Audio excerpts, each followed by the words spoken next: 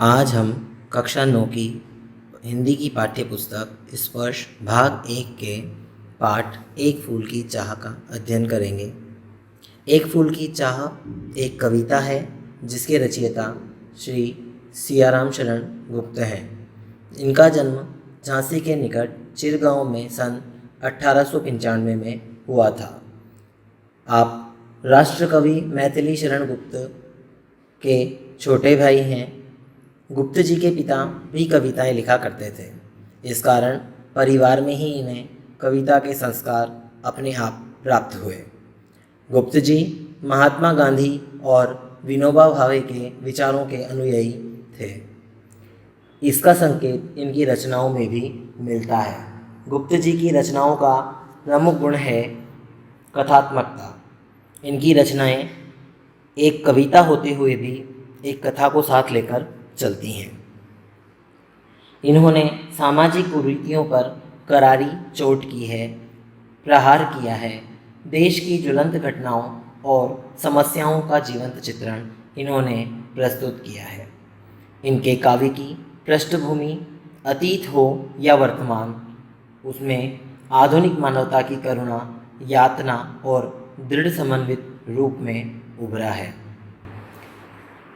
गुप्त जी की प्रमुख कृतियां हैं मौर्य विजय, आद्रा, पाथेय, मृण्मयी, उन्मुक्त, आत्मोत्सर्ग, दूर्वादल और नकुल।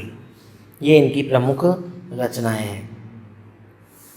एक फूल की चाह गुप्त जी की एक लंबी और प्रसिद्ध कविता है। प्रस्तुत पाठ उसी कविता का एक अंश मात्र है। पूरी कविता छुआछूत की समस्या पर केंद्रित है। तत्काल समय में छुआछूत की जो समस्या चल रही थी, या गुप्त जी के समय में छुआछूत की जो समस्या थी, उसी का उन्होंने इस कविता में जिक्र किया है।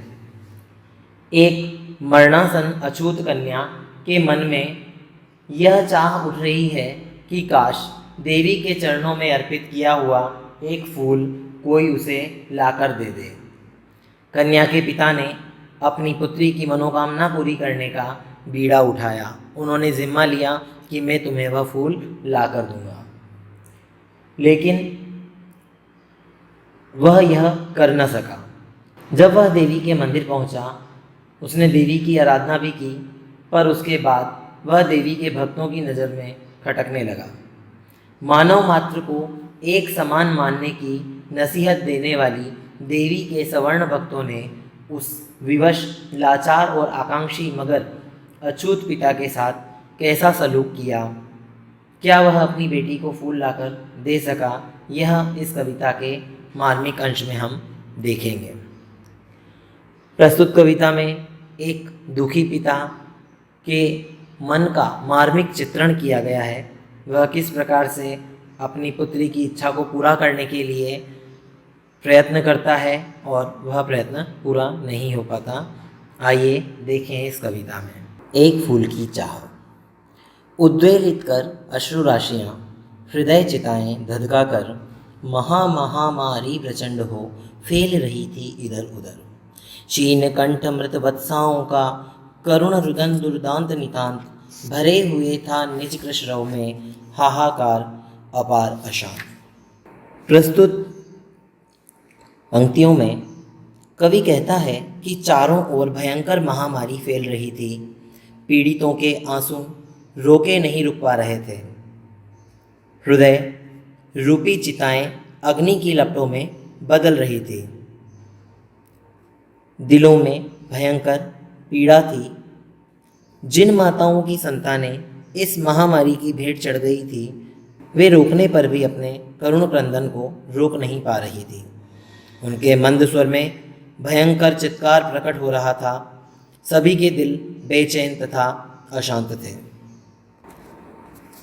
कवि कहना चाहते हैं कि अश्रु राशियों को उद्वेलित कर, आंसुओं को बहाकर, हृदयों में चिताएं जलाकर महामारी प्रचंड होकर इधर उधर फैल रही थी। यानी कि चारों ओर महामारी, भयंकर महामारी फैली हुई थी। क्षीण कंठ मृत वत्साओं का, मृत वत्साएं यानी कि ऐसी माताएं जिनके पुत्र मर चुके हैं, उन माताओं का करुण रुदन, रुदन मतलब रोना, उनका जो करुण क्रंदन है, रोने की जो ध्वनि है, वह कोई भी रोक नहीं पा रहा है। भरे हुए था निज कृश रव में, हाहाकार अपार अशांत। वे कह रहे हैं कि उनके उस शरीर में, उनके मन में, उनके एक हाहाकार, एक अलग ही प्रकार का चित्कार प्रकट हो रहा था।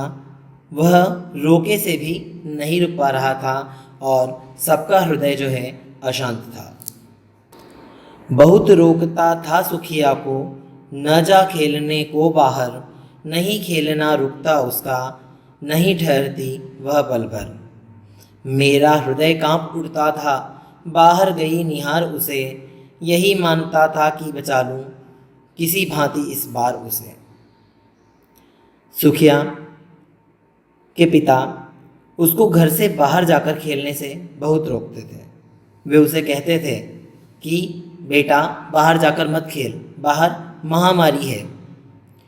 नहीं खेलना रुकता उसका, नहीं ठहरती वह पल भर। परंतु उसका खेलना नहीं रुकता, वह एक पल भी नहीं रुकती थी। मेरा हृदय कांप उठता था, बाहर गई निहार उसे। सुखिया के पिता कहते हैं कि जब भी मैं सुखिया को बाहर गया हुआ देखता, तब मेरा हृदय कांप उठता था इस चिंता के साथ कि कहीं उसे यह महामारी अपनी चपेट में न ले ले। यही मानता था कि बचा लूं किसी भांति इस बार उसे। वह अपने मन में यह बात मान रहा था कि कैसे भी हो अपनी बेटी को इस बार बचा ले। सुखिया अपने पिता की बात न मानकर बाहर खेलने जाती और एक दिन अचानक वह बीमार पड़ गई। उसके बीमार पड़ने पर उसके पिता के मन में बार बार यही विचार आ रहा था कि कैसे भी हो मैं इस बार अपनी बेटी को बचा लूं, अगली बार मैं उसे बाहर नहीं जाने दूंगा। भीतर जो डर रहा छिपाए, हाय वही बाहर आया। एक दिवस सुखिया के तन को ताप तप्त मैंने पाया। ज्वर में विहल हो बोली वह, क्या जानूं किस डर से डर, मुझको देवी के प्रसाद का एक फूल ही डोला कर। अपने मन में सुखिया के पिता ने जिस डर को छिपा रखा था कि कहीं मेरी बेटी को कुछ ना हो जाए, आज वही डर बाहर आ गया। वह बात सच हो गई। एक दिवस सुखिया के तनु को ताप तप्त मैंने पाया। एक दिन मैंने अपनी पुत्री के शरीर को ताप से यानी कि ज्वर से तपता हुआ पाया। ज्वर में विवल हो बोली वह, क्या जानूं किस डर से डर, पता नहीं किस डर से डरकर, किस बात से चिंतित होकर वह बुखार में मुझसे बोली, मुझको देवी के प्रसाद का एक फूल ही डोला कर, कि आप मुझे देवी के प्रसाद का एक फूल लाकर दे दो। सुखिया ने अपने पिता से यह इच्छा प्रकट की कि आप मुझे माता के चरणों का एक पुष्प लाकर दो, शायद मैं उस पुष्प से ठीक हो जाऊं, मैं उस प्रसाद को पाकर सही हो जाऊं, ठीक हो जाऊं। क्रमशः कंठ क्षीण हो आया, शिथिल हुए अवयव सारे, बैठा था नव नव उपाय की, चिंता में मन मारे। जान सकाना प्रभात सजग से, हुई अलस कब दोपहरी, स्वर्ण घनों में कब रवि डूबा, कब आई संध्या गहरी। कहते हैं कि बात करते करते उसका कंठ क्षीण हो आया। कवि कहते हैं कि बात करते करते सुखिया का कंठ क्षीण हो आया, कमज़ोर हो गया और उसके सारे अंग शिथिल हो गए, यानी कि इस अवस्था में हो गए कि उसके हाथ पैर हिलाना भी उसके लिए मुश्किल हो गया। बैठा था नव नव उपाय की, चिंता में मन मारे। सुखिया के पिता सुखिया को ठीक करने के लिए विभिन्न प्रकार के नए नए उपायों की चिंता में अपने मन को मारकर बैठे रहे, सोचते रहे कि किस प्रकार मैं अपनी बेटी को ठीक कर दूं, किस प्रकार उसे बचा लूं। जान सका ना प्रभात सजग से, हुई अलस कब दोपहरी।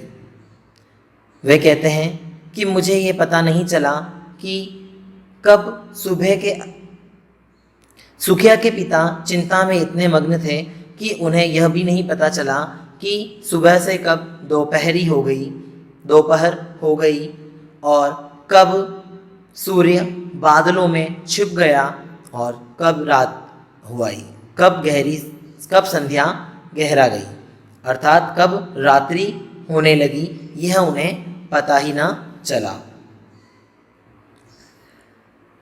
सभी ओर दिखलाई दी बस अंधकार की ही छाया, छोटी सी बच्ची को ग्रसने कितना बड़ा तिमिर आया। ऊपर विस्तृत महाकाश में जलते से अंगारों से, झुलसी सी जाती थी आंखें जगमग जगते तारों से। सुखिया के पिता मन में इस प्रकार का विचार करते हैं कि देखो, चारों ओर अंधकार छा गया। सुखिया के बीमार पड़ने पर उसके पिता के जीवन में अंधकार छा गया। उन्हें चारों ओर अंधेरा ही दिखाई देने लगा, उन्हें कोई मार्ग नहीं सूझ रहा था। देखो, इस छोटी सी बच्ची को ग्रसन करने के लिए, यानी कि इसको काल का ग्रास बनाने के लिए कितना बड़ा अंधकार छाया है। वे कहते हैं कि इस छोटी सी बच्ची को ग्रसने के लिए कितना बड़ा अंधकार आया है। ऊपर विस्तृत महाकाश में जलते से अंगारों से, और आकाश में जो तारे टिमटिमा रहे थे वे तारे अंगारों के समान प्रतीत होने लगे। सुखिया के पिता को वे तारे अंगारों के समान प्रतीत होने लगे और उनकी आंखें उन तारों से झुलसने लगी। उन्हें उस बात पर क्रोध आने लगा कि मेरी बेटी के साथ ही ऐसा क्यों हुआ। देख रहा था जो सुस्थिर हो, नहीं बैठती थी क्षण भर, हाय वही चुपचाप पड़ी थी अटल शांति सी धारण कर।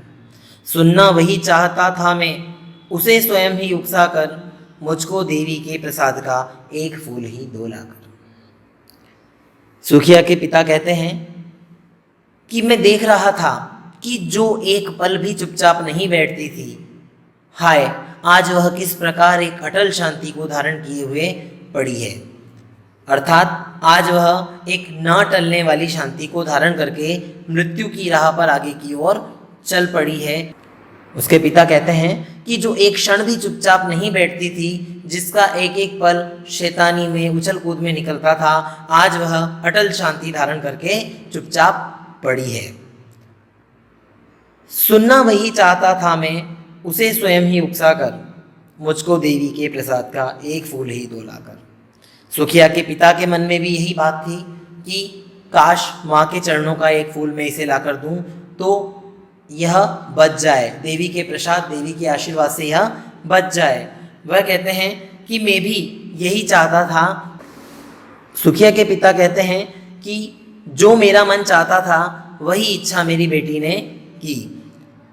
उसे भी ऐसा विश्वास था कि देवी के प्रसाद का एक फूल पाकर वह स्वस्थ हो जाएगी, तो उसने देवी के प्रसाद का एक फूल लाकर देने के लिए कहा। यहाँ हमने देखा कि कैसे महामारी के बीच में एक बच्ची जो कभी चुपचाप नहीं बैठती थी, इस महामारी के प्रचंड वेग से, इस महामारी की चपेट में आने के कारण आज वह स्थिर होकर चुपचाप पड़ी है। उसने एक अटल शांति धारण कर ली है, ऐसी शांति धारण कर ली है जो कभी टल नहीं सकती, अर्थात उसका मरण निश्चित है। ऐसी अवस्था में भी वह अपने पिता से देवी के चरणों का एक फूल लाकर देने को कहती है। उसके मन में ऐसा विश्वास है कि देवी के उस प्रसाद रूपी फूल से वह स्वस्थ हो जाएगी।